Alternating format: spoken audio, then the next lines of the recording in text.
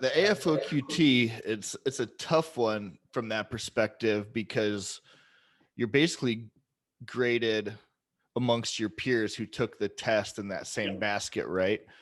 Um, I don't know what the right answer is in this scenario, but if you're 80s and above, primarily in pilot and nav, you might be good to just sit there and hold it. Because you could do a million times better, but be up against a bunch of people who did better than all the idiots in the first basket, and then you're screwed, you know? So I don't know what the answer is on that. I'm pretty sure that any unit that's hiring right now is going to be happy with 80s, especially in those two categories. And if you're 80s across the board, that just kind of shows that you're well-rounded too, which helps out a lot. So just something else to consider. I don't know the answer. I would probably rely on your mentors, but there is a potential to actually do better on the test and get a worse score on the second time around. Yeah, isn't that crazy? I never understood that.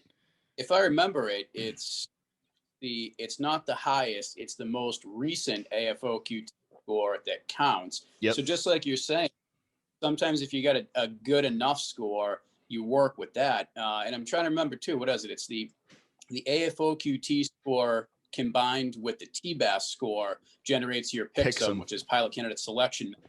And the PICSM is really the one that's really of the heavier weight. And like I remember I remember did want a specific AFOQT score. Other units were just, did you pass? Okay, you're good enough. You know, I mean, are you breathing? I'm sorry. Yeah. Well, so one of them, they held a mirror up under my nose and they said, all right, there's condensation on it. You're good. We'll hire him. Hired. Yeah, it is one of those things that you can't really, I guess they do that so you don't try to game it. I don't know.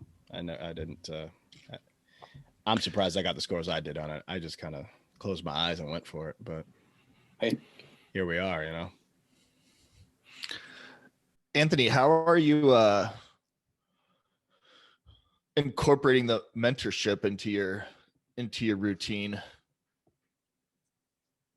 So it's funny that you mentioned that. So kind of starting the new year, I said, all right, if I had this time, looking at my 2021 goals and objectives, one of the things that I recognized there's some room for improvement on was just organizing my day a little bit better. So as far as daily routine is concerned, on the days that I'm not flying, I'm trying to stay as strictly, close to a regiment as I possibly can. Get up at a certain time, go through my morning progression of, okay, take the dog out for a walk, feed her, go upstairs, take a shower, get ready, make breakfast, and then go through the whole progression of, all right, I'm reviewing the day, these are the things that I have to get done today, dedicate, a couple of hours to doing this task, a couple of hours to doing that task. And that's what I'm really trying to incorporate sort of the daily routine this year into things versus I think towards the end of last year, I was getting a little bit, I don't want to say I was getting a little bit lax, but I was getting a little bit less disciplined in terms of just doing certain things at certain times of the day with no rhyme or reason, staying on point, no less. But I think it needs to be a little bit more regimented. So that's where I'm sort of incorporating,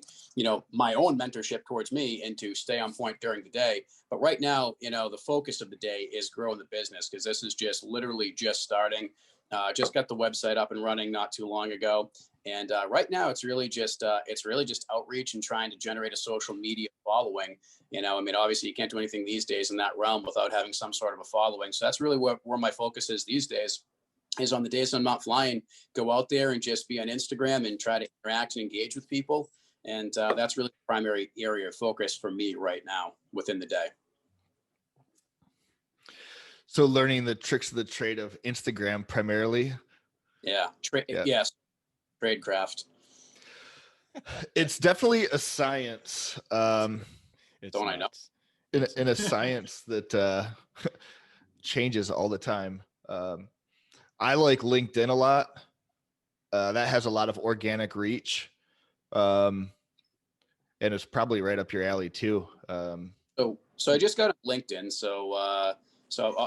Obviously I'm there, but I started a Facebook page under Life by Z, an Instagram under like at Life by Z, and then obviously my website, lifebyz.com, trying to keep everything sort of uniform and under the same banner for the, for the branding purpose. But there's no shortage, just just in the various platforms. And I find it so overwhelming. And like you're saying, there's value in all of them. I'm trying to focus on the few as opposed to the many, because I just see that you can get so consumed in trying to manage all of them. If you can't get good at working just a couple of them, I don't see where you're going to get anywhere in all of them. So, like I said, Rome wasn't built in a day. I mean, it was built in 2 days. But yeah, I'm just trying to build it one day and sort of, one focus area at a time. So